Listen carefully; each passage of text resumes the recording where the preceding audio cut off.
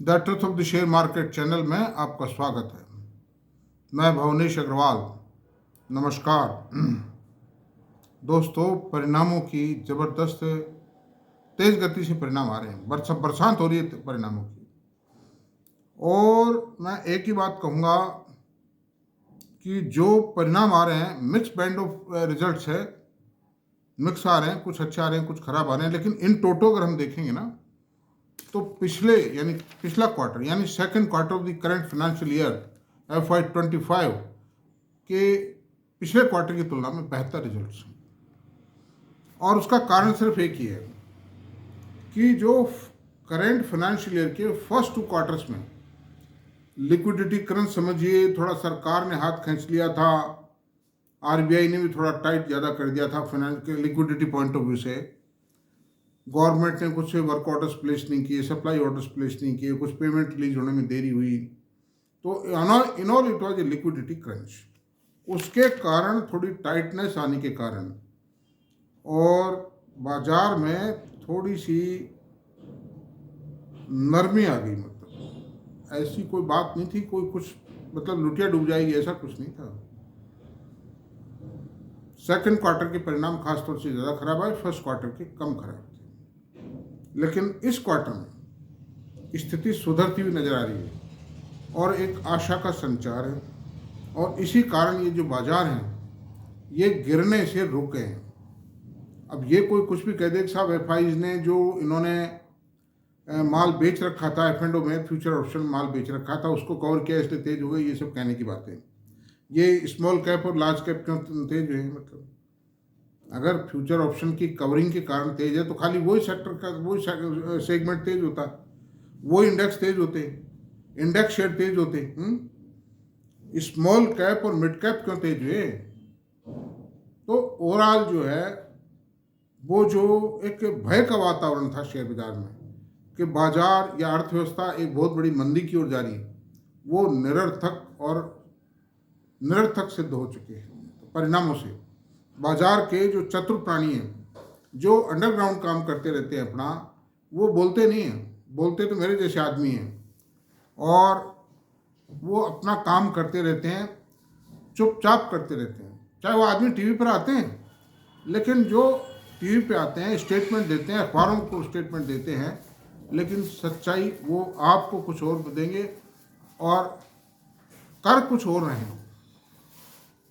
कोई भी बड़े से बड़ा इन्वेस्टर, बहुत बड़े जो इन्वेस्टर हैं, मैंने आज तक किसी को कहते हुए नहीं देखा कि उसके पास में किस किस कंपनी के शेयर हैं, कितने कितने, किसी ने भी नहीं कहा। वो एक अलग बात है कि जो 1% से ऊपर होल्डिंग है, वो कंपनी का जो शेयर होल्डिंग पैटर्न आता है उससे वो पकड़ में आ जाता है।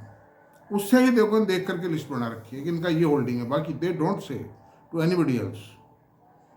अंडर दीज सर्कमस्टेंसेज मैं आपको एक ही बात कहूँगा, अगर इस शेयर बाजार से पैसा कमाना है दोस्तों, तो आप फंडामेंटली शेयरों में medium to long term investment कीजिए और लंबे टाइम होल्ड कीजिए। बीच में कोई झटका आ जाता है, एक आध क्वार्टर की वर्किंग खराब आ जाए, 2 क्वार्टर की, 3 क्वार्टर की खराब हो जाए, उससे घबराइए मत। खरीदते समय सारी बातें सोच लीजिए बस। अगर मोटा पैसा बनाना है और ये किराने टाइप दुकान करनी है, सब्जी परचून की दुकान करनी है, मिर्ची भिंडी के पौधे उगा कर फसल काटनी है, तो वो एक आम के पेड़ लगाएं आप। तो ये तो बात ये हुई। अब आज एक और कंपनी, बहुत बड़ी कंपनी है, बहुत बड़े घराने की कंपनी है, उसके बारे में हम चर्चा करेंगे, जिसके कल रात को परिणाम आए और परिणाम बाजार की आशाओं से भी ज़्यादा है। बाजार जो अपेक्षा कर रहा था वो 13% ईयर ऑन ईयर प्रॉफिट में बढ़त की आशा कर रहा था, लेकिन वो प्रॉफिट 18% बढ़ गया है।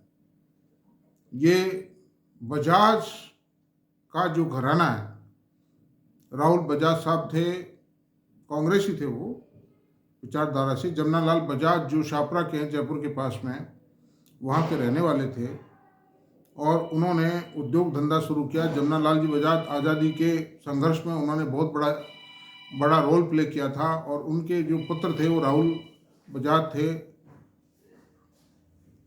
उन्होंने भी बहुत ईमानदारी से काम किया। मतलब he was a very nice man well disciplined आदमी थे, राज्यसभा के सदस्य भी रहे कई बार। और उनके जो दोनों बेटे हैं, ये राजीव और संजीव, इन्होंने भी इनकी कंपनियों को संभाला है। Bajaj finance, Bajaj Finserv company नई क्रिएट की है। बजाज ऑटो राहुल बजाज ने क्रिएट किया था। Under this circumstances I can say, अभी जो चर्चा करेंगे हम वो बजाज फाइनेंस की चर्चा करेंगे। कौन से शेयर की? बजाज फाइनेंस की चर्चा करेंगे। उसके कल परिणाम आए, परिणाम बाजार की आशाओं से ज़्यादा है। 13% की जगह 18% प्रॉफिट में ग्रोथ आई है। और जो AUM एसेट अंडर मैनेजमेंट है उसमें 28% की बढ़त आई है। कस्टमर फ्रेंचाइजी 21% बढ़ा है। न्यू लोन बुक में 12.06% कस्टमर के नए जो कस्टमर हैं इनके, वो 12.06 मिलियन थे इस क्वार्टर में, जबकि FY23 में जो पिछला क्वार्टर, पिछले साल का जो क्वार्टर था उसमें 9.86 मिलियन थे। तो 22% की बढ़त आई है न्यू कस्टमर्स के अराइवल में कंपनी। तो कंपनी की ओवरऑल फाइनेंशियल्स के अलावा भी जो ओवरऑल ग्रोथ है वो बहुत ज़बरदस्त है। मतलब बजाज ही रहेगी। मतलब बजाज ऑटो ये चाहे कोई मुकाबला नहीं कर पाया इसका। मतलब अब आप देखिए, मैं आपसे एक ही बात कहूँगा, इसकी जो EPS पर, और जाने से कोई मतलब नहीं फाइनेंस कंपनियों के में। आप नेट प्रॉफिट देख लीजिए और एक NPO को देख लीजिए। ये तो बता ही दिए, ये भी महत्वपूर्ण है। असेट अंडर मैनेजमेंट में 28% बढ़त आना इस बात को शो करता है कि आने वाले टाइम में इसकी ग्रोथ डाउन नहीं होगी, क्योंकि जो लोन अमाउंट, जो फंडेड अमाउंट बढ़ा है इनका, उसके रिजल्ट तो आने, उससे प्रॉफिट तो इनको आना ही आना है। मतलब उसका ब्याज आएगा। मतलब ऐसी सूरत में अब आप देखिए, इस क्वार्टर की जो EPS है वो 68.63 रुपये आई, और पिछले क्वार्टर में यानी सितंबर एंडिंग क्वार्टर में 64.16 थी, और पिछले साल के दिसंबर एंडिंग क्वार्टर में 59.42 थी। तो ऐसी सूरत में इसमें 18% की ईयर ऑन ईयर ग्रोथ आई। अब अगर इसको, इस 68.63 को ईयर एंड की अगर EPS यानी इस करंट साल की कितनी EPS बनेगी, उस हिसाब से अगर ये कैलकुलेशन करते हैं तो 266 रुपये की EPS बनती है। अभी तक EPS 196 आ चुकी है 9 मंथ्स की, और 266 रुपये पूरे साल की EPS आ जाती है। तो अगर 266 को हम, जो 32 इसका P रेशो होता है जनरली, 8,500 रुपये इसका रेट खरा बनता है। और बाजार में कोई खेल कर डाले, कुछ उछाल दे ज़्यादा, तो 9.5-10 भी हो सकता है, क्योंकि आने वाला फ्यूचर भी उतना ही है। जिन कंपनियों में 30%, 25-30% से ऊपर ग्रोथ रहती है, उनका P रेशो 35-40-50, 45-50 भी कर दे, कोई ताज्जुब की बात नहीं है। वो अखरता नहीं है, बुरा नहीं लगता है वो। अब अगर इस 266 रुपये पे अगले वित्तीय वर्ष में 30% ग्रोथ से इसको, नहीं 30% नहीं, 20% ग्रोथ से अगर इसको कैलकुलेट करके चलते हैं, तो इसकी ग्रोथ आती है 319 रुपये। तो पहली बात तो, भारत में 319 रुपये की EPS देने वाली कंपनियां उंगलियों पे गिनने लायक है। मतलब नाम मात्र की कंपनी है। तो 319 रुपये को आप मल्टीप्लाई कीजिए 32 से। 319 इंटू 32, 10,208 रुपये आता है। तो इस शेयर का रेट अगले दिसंबर तक, कोई रिकमेंडेशन नहीं है, कोई टारगेट भी नहीं है, ये एक रफ कैलकुलेशन है, टेंटेटिव कैलकुलेशन है, 10,200 रुपये इसका रेट आता है। तो आज 8200 रुपये रेट है।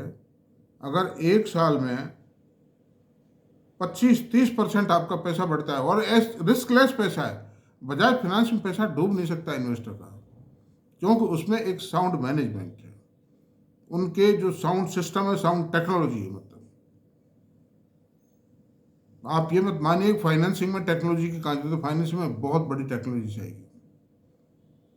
इनका जो लोन प्रोसेसिंग सिस्टम है ना बजाज फाइनेंस का, वो इतना फास्ट है कि वो ICICI, HDFC बैंक, जो कि मोस्ट मॉडर्न बैंक हैं इंडिया के, कोटक भी मोस्ट मॉडर्न है, एक्सिस भी मोस्ट मॉडर्न है, उनसे कहीं आगे।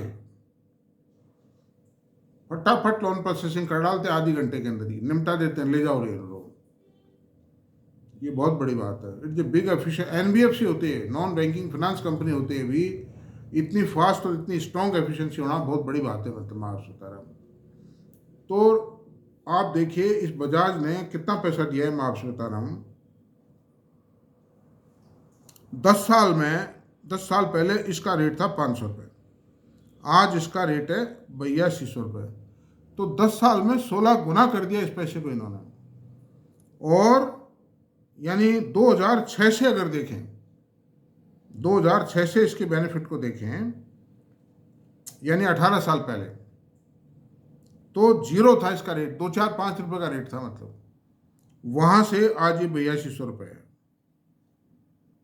तो 8200 टाइम ही हो गया। तो मतलब एप्रिसिएशन 8200 टाइम एप्रिसिएशन आ गया इसका। या आप मान लीजिए 5 रुपये इसका रेट था, तो 1600, 1685, 1600 गुना तो खरा खरा प्रॉफिट है। मतलब टाइम है। 1600 टाइम एप्रिसिएशन हिंदुस्तान में कितनी कंपनियों ने दिया है आप बताइए? विप्रो है, इन्फोसिस है, विप्रो, इन्फोसिस, रिलायंस, एचएल, टेक्नो, टीसीएस, एशियन पेंट्स, यही कंपनियां बड़ी कंपनियां।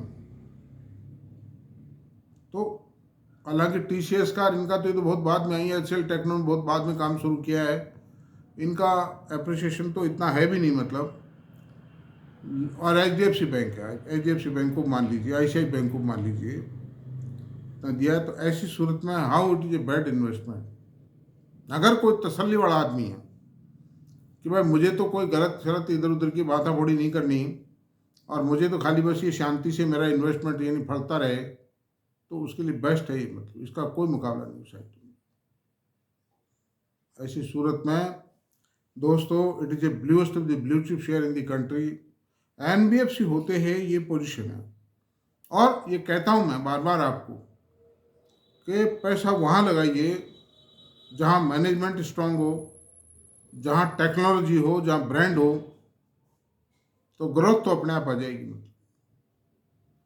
बजाज फाइनेंस का शेयर बिल्कुल डिस्काउंट पर वेरी वेरी डेड शेयर था, लेकिन क्योंकि उसके पीछे मैनेजमेंट की ताकत थी, बजाय उन्होंने शेयर में खेलने के कंपनी में काम करना ज़्यादा पसंद किया, कंपनी में रिजल्ट लाना ज़्यादा पसंद किया। उसका परिणाम है आज बजाज फाइनेंस का शेयर 8200 रुपये का 5 paid of share. It's a wonder. मैंने भी कमाए, बहुत पैसे कमाए। अभी मेरे पास नहीं बजाज फाइनेंस का share, I am not holding, लेकिन पहले बहुत पैसे कमाए मैंने आपसे। ऐसी सूरत में दोस्तों आप देख लीजिए, मेरा कोई रिकमेंडेशन या कोई टारगेट नहीं है, कोई टारगेट नहीं है इसमें। ये निर्णय आपको ही करना है, आपके फाइनेंशियल एडवाइजर से बात करके करनी है। तो ठीक है, अब ये चर्चा को यहीं समाप्त करते हैं। और आपको मेरा वीडियो पसंद आया तो प्लीज़ इसको सब्सक्राइब करें, लाइक करें, शेयर करें, कमेंट करें। Thank you very much.